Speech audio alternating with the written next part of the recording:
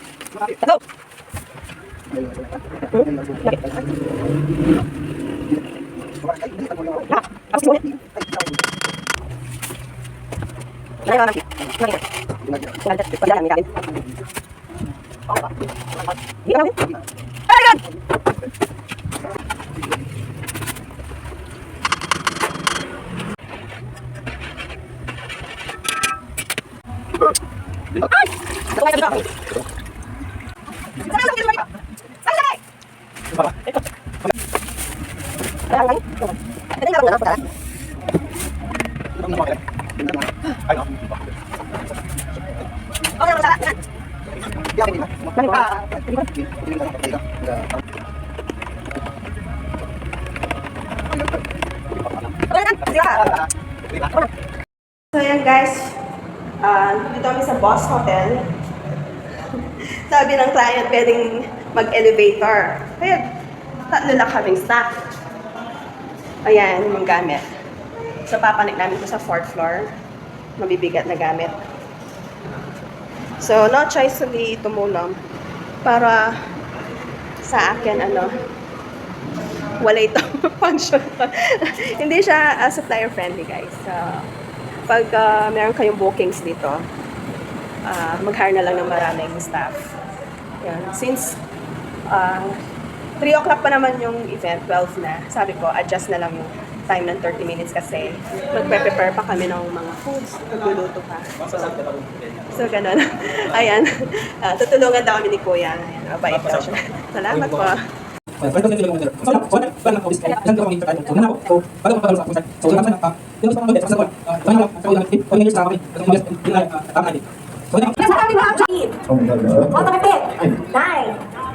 welcome Team Red John!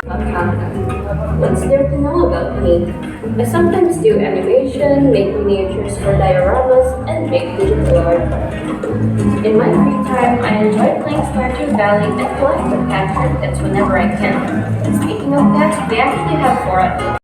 So yung guys, after namin mag-pack up, sinabihan kami nung head na kunin lahat yung mga basura. Which naiintindihan ko naman kasi other venue may rules na ganun. Meron naman. Wala. Yung okay lang na iwan yung mga basura. However, ang sinabihan ko kasi yung head, kung meron silang binigay na contract doon sa aming client, para ma-inform din sana kami ng client namin na ganito yung rules ng function hall.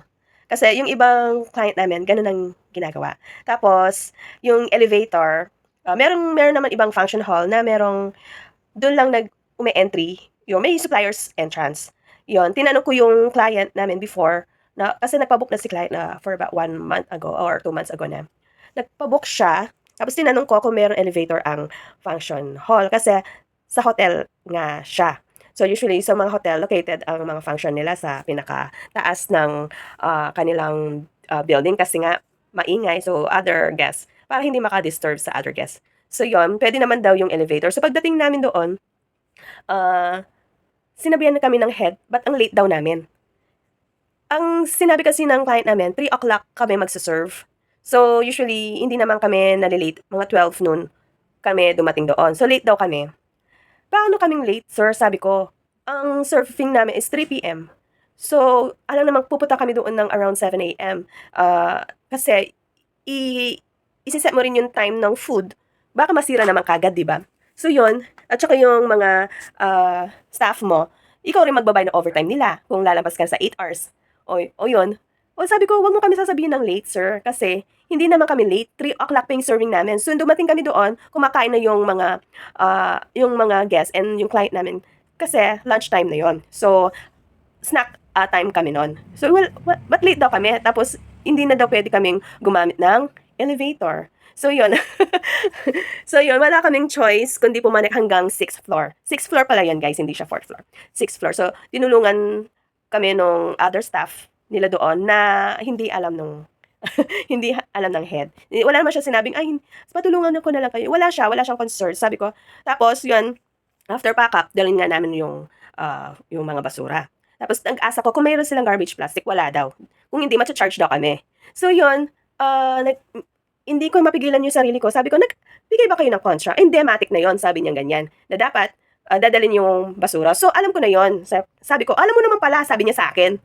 Tapos, ayaw ko yung sinabihan mong late kami, sabi ko. Yun ang point ko. Hindi kasi kami nalilate, guys.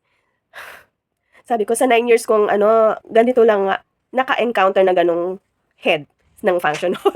Kaya yun, wala kaming magawa kasi nangyari na eh. So, ayaw ko lang yung sinabihan mo kami ng late. Kasi, nung nag-explain pa ako, paano kaming late? Magsiserve pa lang kami ng 3 p.m. Bakit sila? Sabi niya, tinuro niya yung mga catering. Bakit sila? Siyempre, nag-serve sila ng 12 noon. Sabi kong ganyan. Ay, hindi. Sabi niya, tsaka niya ako nilayasan. Diba? Nakakagigil yung mga ganun. So, yan guys. Siyempre, ikaw na lang din mag-a-adjust para wala nang mahabang conversation.